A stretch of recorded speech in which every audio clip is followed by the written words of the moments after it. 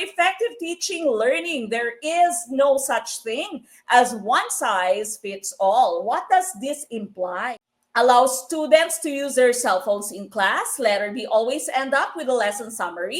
Letter C, use performance tests since they are more reliable. Or letter D, consider multiple intelligences in teaching. We have to consider multiple intelligences in learning. Different types of intelligences according to Howard Gardner. Naturalist, yung mga plantitos-plantitas natin, yung mga fur parents natin. Meron din po tayong tinatawag na spatial intelligence. Calculations nila ng space ang gagamitin nila. Alam nila, no? So, spatial intelligence po yan. And of course, meron din po tayong bodily kinesthetic, yung mga mahilig gumalaw at magaling gumamit ang kanilang katawan, no? Mga dancers, mga athletes natin.